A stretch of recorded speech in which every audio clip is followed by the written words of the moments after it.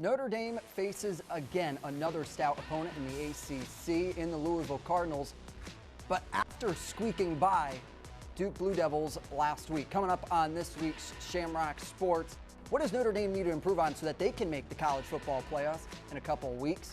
Then, college hockey is back in Compton. Our insiders hit the ice and open up books. Our betting analysts give you surefire bets to put your money on ahead of a big Week 6 of college football. All that and more. Shamrock Sports starts right now.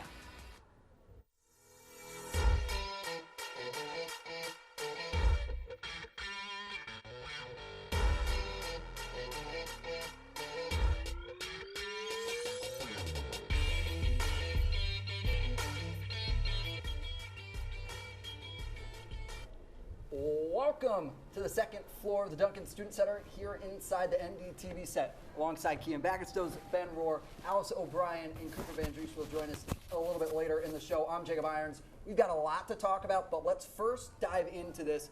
How can Notre Dame improve? They have not looked like the team many thought they would be during these big matchups. I'll start with you, Cian. How can Notre Dame improve so that they can hold a shot at making the playoffs? Well, we have got to be more consistent on defense. Cannot spring any leaks. In the Ohio State game, 35% of Ohio State's yards came from his 61-yard Henderson run to start the second half, and then from his 65-yard painful Kyle McCord game-winning drive. And also, we had 10 guys in the field on the last play, so I've got to be consistent. Cannot spring any leaks and be disciplined. And then on offense, Mitchell Evans has had 209 yards and 13 receptions in the last two games, while the other receivers combined have had 188 yards. In the past 4 games, we averaged 46 points per game. The reason for this offensive dominance was because we spread the ball out. We gave it to Thomas, Greathouse, Merriweather, and little Chris Evans, Chris Evans and Tyree, Mitchell Evans and Tyree. So we need to spread the ball, get Greathouse back in. We cannot over-rely on the tight end because that's why we struggled last year. We relied too much on the run game and on our tight ends. We have to spread the ball out to confuse these big teams and keep them on their toes. Ben, I know yours is a little similar. Yeah, I'm gonna touch on the same thing. I'm gonna look at the offensive side of the ball, specifically at the pass game. I think we need to really get it going this week against Louisville. Ohio State, 5th-ranked pass defense in the country. Duke, 11th-ranked pass defense in the country. We've had some struggles on the passing side of the ball. There's a reason those last 2 plays of the Duke game had to rely on a scramble from Sam Hartman and a huge Audric Estime run. I mean, Louisville's pass defense, 59th in the country. We need to get it back to where it was at like the Central Michigan game where we had 330 yards through the air, as opposed to the last 2 games where we have literally had a single passing touchdown from Sam Hartman. We have such a weapon, and we've got our receivers back. We need to get it back to where it was. Yeah, you look at this, it is a really interesting concept on the offense. And then also on offense, I want to bring up a quick point here on special teams. We have Schrader. He has a boot. There is no doubt about it in this situation that he has a leg, but it's the accuracy that has become the question.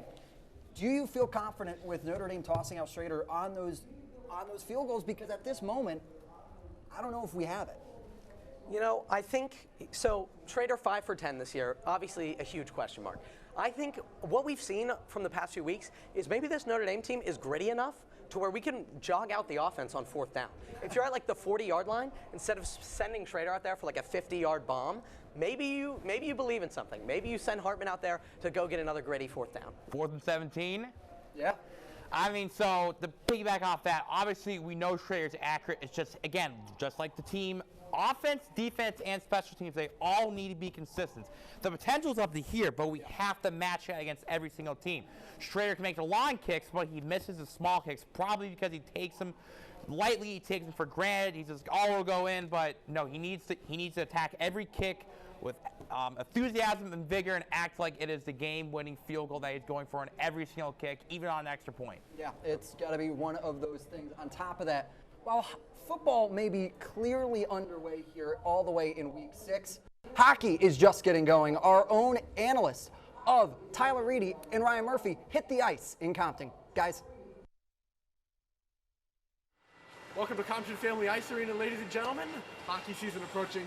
Tyler Reedy, Ryan Murphy here. We just had to come down to the ice. We didn't get the big rig today.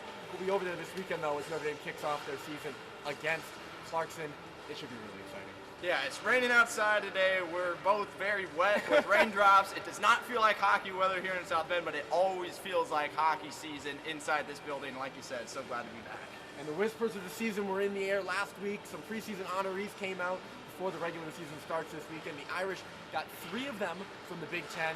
They were picked 4th in the coaches poll, and then Ryan Bischel, Landon Slager, and Drew Bavaro were all named Big Ten honorees.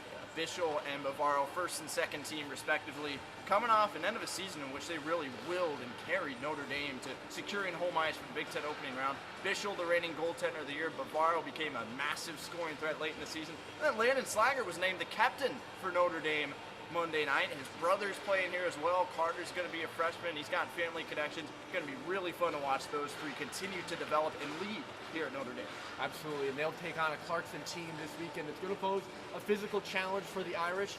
The Golden Knights bring back 2 of their top scorers from last year's team, which missed the NCAA tournament, a bit uncharacteristic for a very good Clarkson program. They do have a question to answer in goal with 2-year starting netminder Ethan Hyder transferring to UConn in the offseason.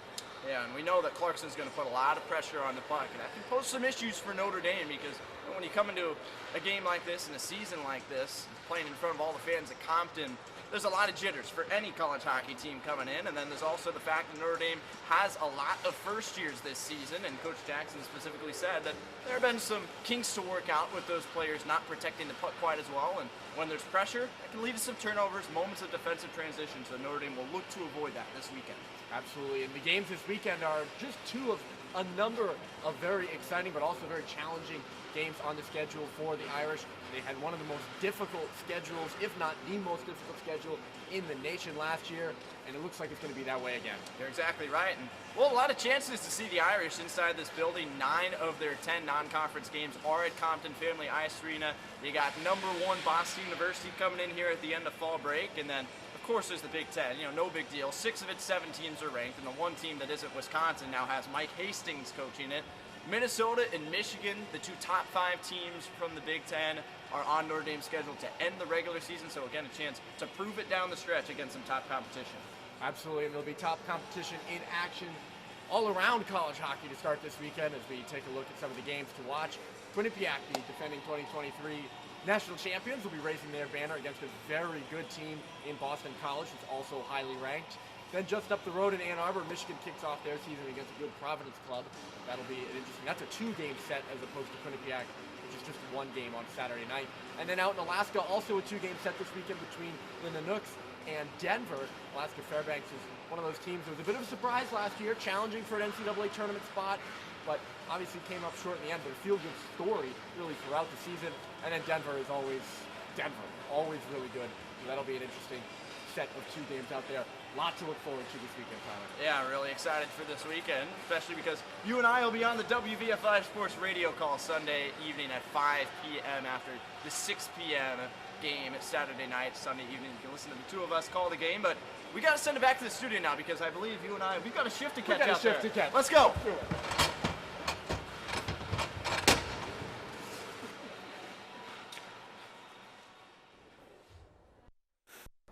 Thank you so much, guys. Looked like you had a lot of fun out there on Compton. Good thing Ryan Murphy didn't eat it on there. But we welcome Cooper VanDriessche and Alice O'Brien here for a little more Louisville focused. This is a 25th ranked team in the Cardinals that is a really stout team. Cooper, this team has to be taken 4th they're ranked. Yeah, they have to be taken seriously. They're a legit team. It's been constantly talked about how good this Louisville team is, and they are good. Jeff Brom has brought some spoiler maker action from Purdue to Louisville, and the Cardinals have looked completely different this season.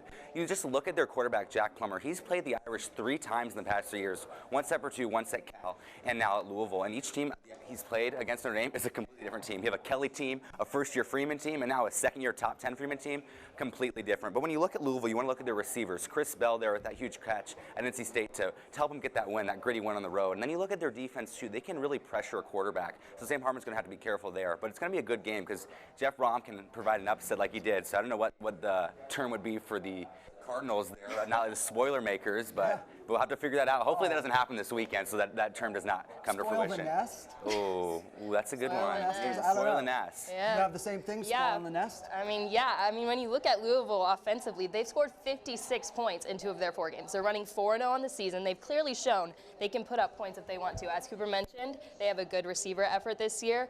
Quarterback, he's a senior, Jack Plummer. He spent a year at Cal before coming to Louisville, and he also spent multiple years at Purdue. He redshirted there for a year, then played there for a few years. I think that's interesting because Jeff Brom, we know, head coach of Louisville. He also head coached Purdue from 2017 to 2022. So there's some familiarity in that aspect. Plummer knows what Brom wants from his players. He knows his strategy. When you look specifically at Plummer, he's pretty good on first down completion percentage, but he's not as good on third down percentage. So I think looking at how Notre Dame can win this game, Notre Dame's defense needs to push Louisville to third downs because Plummer, he can get it done on first down, but not so much on third down. Maybe even a couple like interceptions thrown in there as well for Notre Dame defense. That would help too. It would help a lot if the Notre Dame defense, if anyone saw the social media video, that was fabulous, put out by Notre Dame's athletics.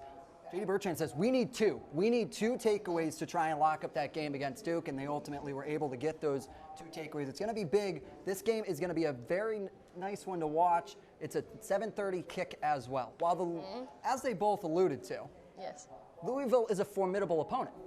But what might also be a formidable opponent is just how to say the Kentucky city and maybe even spell it. Our own Jimmy Collins went out and asked Notre Dame students how to spell and say Louisville. This Saturday, the 10th-ranked Fighting Irish travel down to Louisville to face the 5-0 number 25 Cardinals. Today we're going to be going around campus and asking students how well they know their opponent. Can they pronounce the name correctly, and can they spell the name correctly? We'll find out. Here we go. Tucker, how are you? Doing well. Do you know who the Irish are playing this weekend? Louisville. Do you know how to spell it? I think I do.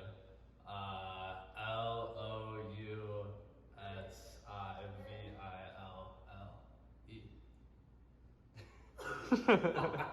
How are you? I'm doing well. Do you know who the Irish are playing this weekend? Louisville. Do you know how to spell that? Oh, yeah. Okay. Louisville. Johnny, how are you? There we go. I'm doing excellent. How are you? Do you know who the Irish are playing this weekend? Louisville. Do you know how to spell that? Definitely. Louisville. There we go. Let's go.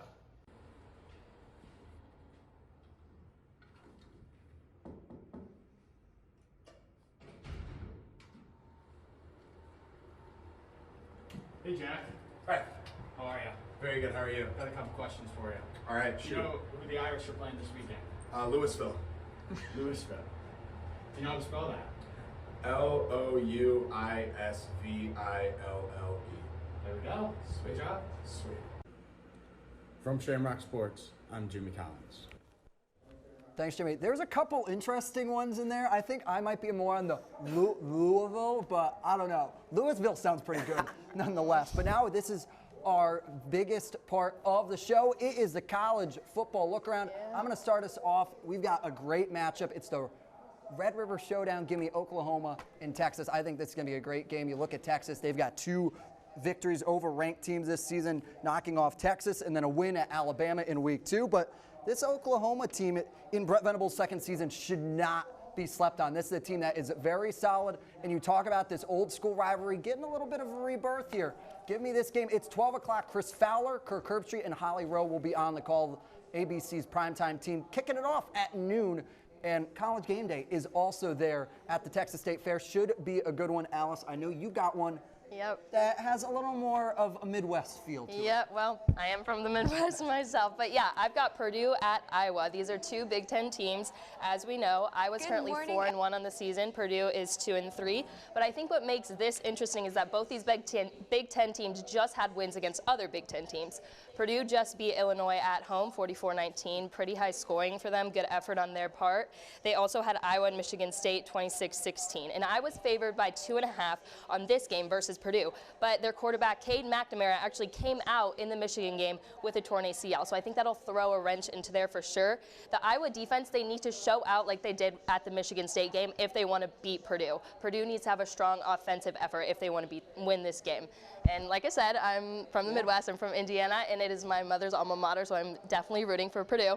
Go Boilers. But I think it will be a good conference rivalry. I think it's a toss-up. I think either team could win.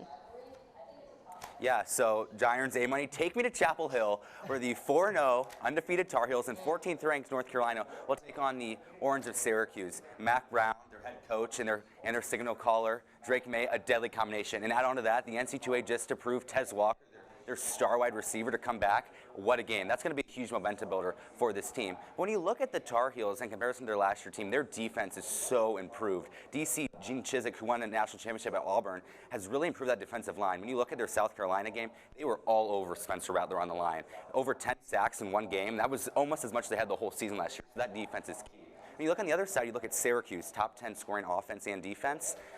They're just not good after a loss. They started out 6-0, lost to Clemson last year, and they finished 7-6. So we'll have to see. We'll have to see how this game goes. Yeah. The Tar Heels looking great. Take me to Chapel Hill. Going to Chapel Hill. Chapel Hill also with a Syracuse team out of the JMA Wireless. They have to face the conditions there. They're not in a dome anymore. Yeah, they're outside now. I mean, who knows what Dino Babber's team's going to do outside.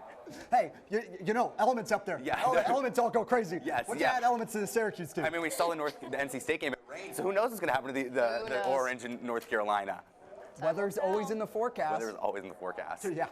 But while we got this, we gave you the games to watch and sit on your couch for, but we're going to have you a reason to pull out that phone while you're sitting on that couch. We'll have bets on the other side. This is Shamrock Sports on NDTV.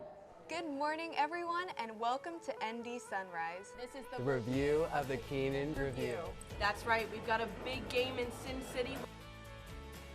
Plot twist. I am the Grim Reaper. Overall, this year's event was a rousing success. Would Notre Dame be the first one to accept ASL as a foreign language as a department?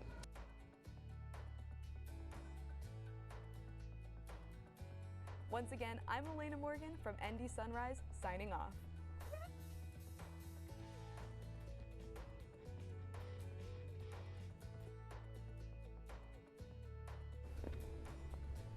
It is now time for our favorite segment, ShamBookie. Open up the checkbooks. Let's get going.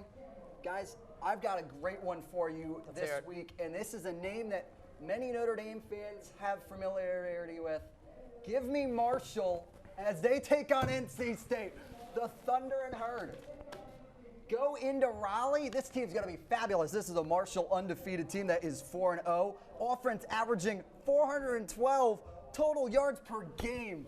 That is amazing. They've already were able to get a win over the Virginia Tech Hokies that was at Marshall, though this one will be in Raleigh. It will be a tough fit, but Marshall was able to beat that Virginia Tech team by 7. I don't think Brennan Armstrong is anywhere as good as what people thought he was going to be for this NC State team, the transfer in from Virginia. Give me Marshall in Raleigh. They're going to have it all. I'm a fan of this. This is going to be a good one, Ben. Absolutely. You know, personally, I'm also going to try and increase the Siegfried event budget right now. Going to the Rose Bowl, Washington State at UCLA. Washington State ranked 13th. Dogs, 3.5-point dogs against UCLA right now. And I can't believe it because Cam Ward is absolutely elite. 13 touchdowns on the year, 0 interceptions, 1,300, over 13, almost 1,400 rush yards. Everybody's loving UCLA in this game. They just had a really tough game against Utah. Everyone's loving them to bounce back with a big win against a big ranked team. I think Jake Dickert has this Washington State team in a prime position. I think they're a real team. And I was cutting these highlights for this segment, and I was like DJ Khaled. I was like, another one. Watching these touchdowns against a ranked good Oregon State team. So I really think this Washington State team is real, and I think they're going to win this game outright. Yeah. Let me give me my DJ Khaled. Cian, give me another one. Another one. All right, so we got number 20 Kentucky, 14-point underdogs against the number 1 Georgia Bulldogs, reigning 2-time national champions. But I got Kentucky with the upset because this is not the Georgia dominant team of past. This year they went down 14-3 against unranked South Carolina, barely beat unranked Auburn, and if you take out the second quarter of the Ball State game, Georgia only wins 14-3. And on offense, Georgia has been extremely one-dimensional. Last week, Brock Bowers had 150 second-half receiving yards, and this year Bowers has 200 more receiving yards than any other receiver, meaning when Bowers goes to the league, Georgia will have no offense. And then Georgia has also been flat on the run defense. Last week, they allowed 92 yards and a 61-yard long run to Thorpe. Kentucky's running back Ray Davis is 4th in the FBS in rushing yards. So I think Georgia will get flattened by the run and is probably going to lose and end their 22-game winning streak. He's got the outright. But we're taking chances up here. Another place that's taking chances is NBA front offices. There's been some monumental trades that have been shaking it up and taking some chances our own. Trey, Cody, and Noah Cahill have more. Guys. Irish fans, how we doing? Trey Cody and Noah Cahill here for NDTV. And unless you're living under a rock these days, you would have noticed a pretty big trade happened in the NBA last week. Noah, can you give me some of the details? You're right. It was a massive trade. In a blockbuster 3-team deal on September 27th, the Bucks received Damian Lillard in return for Drew Holiday going to the Trailblazers, eventually getting shipped up to Boston and making the East title race all the more contentious. As a Milwaukee native and big fan, what are we thinking about this trade? Well, you know, I'm a Bucks guy, so I'm pretty excited. But at the same time, it is a little bittersweet. Drew is one of those guys that's been in Milwaukee for 3 years now. He was with us when we won our first title. But on the flip side, we're getting Damian Lillard. I mean, that's a top 5 point guard, top 10 player even in the entire league. And with Giannis's comments, even just a month ago, about how, you know, he's going to end up going where he wants to win. And we see him sign that big extension a few years ago. But his future was very up in the air. And even just getting a guy that averaged 32 points a game last year and who's been a perennial all-star is a huge boost to this team. After that disappointing first-round exit to the 8-seed Miami Heat this year, we really needed to make a move, and our front office did just that to put us in a position to win. We lost a little bit of depth with Grayson Allen also being shipped out of town, but overall, this trade makes the Bucks a serious title contender with a big three of Dame, Giannis, and Chris Middleton. The East is wide open, but I really think that the Bucks have a great shot this year. But the Bucks weren't the only team affected by this trade. Noah, how else is the NBA going down? Thanks, Trey. It really did make a massive impact around the league. Starting with the Phoenix Suns, who are far from an afterthought in this deal, they get rid of DeAndre Ayton in his max deal and receive some much-needed depth on the wing, as well as a plug-and-play center in Yusuf Nurkic.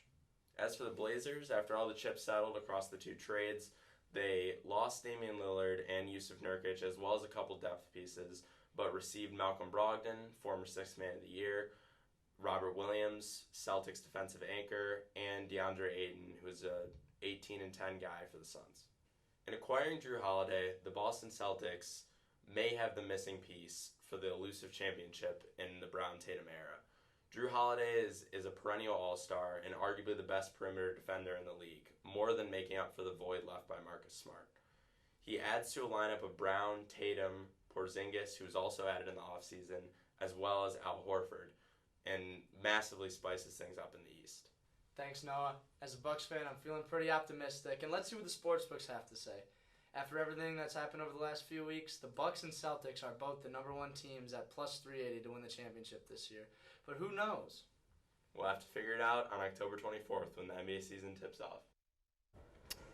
Thanks, Noah and Trey, for giving us the lowdown on the hardwood. Now we are going to give you the lowdown on what we think the scores will be this weekend. Let's first take a look at that leaderboard. Tyler Reedy running away with it, and then Andrew McGinnis with a big win last week, starting to pull up the edge. I am completely off the board here, people. We are just putting it up here because I am on this show. I am barely holding on. But now let's take a look at what our staff picks are for this week. Andrew McGinnis, a front runner right now, pulling up 28-10 Notre Dame. Now let's get you to our scores. I think this is going to be a really good game.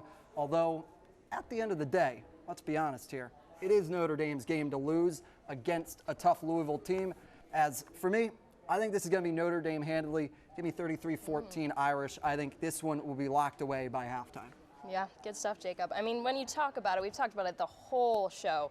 Louisville, they're 25th in the country for a reason. You can't discount that. I think this is a big opportunity for Jeff Brom, for the whole Louisville team. But I do have Notre Dame holding down the fort and bringing it home. We've seen last week with Duke, Hartman can perform well under pressure. SMA has been pretty consistent, strong with the run game this whole season. Hopefully the defensive end is able to do well as well. So I have Notre Dame with the victory, 24-14. Another week, another top 25 matchup for the Irish, and another primetime game, third in a row, and they'll come back next week to South Bend for the fourth in a row against what should be a top 10 ranked USC, unless something weird happens in the polls. But besides that, although I don't think the Irish will be as challenged on this road test, it's a top 25 team, and Louisville's undefeated. So that really works in Jeff Brom's favor, and it's at home in prime time, big game. But with that being said, I think the Irish will leave Louisville 6-1, final score 24-13. Irish win big. 24-13 Irish. Can you say Irish win big if it's only 11? Well, Irish win big. It's top 25 mashup. Big win over top 25 teams. Boo-hoo. All right, that will do it for this episode of Shamrock Sports. Thanks for Cooper VanDriessche, Alice O'Brien. We got our man, the myth, the legend, Ben Rohr, giving us DJ Khaled references, and Cian Bagenstose as well, and our entire fabulous crew who get us on every week for this show. I'm Jacob Irons saying so long from the second floor. Go Irish.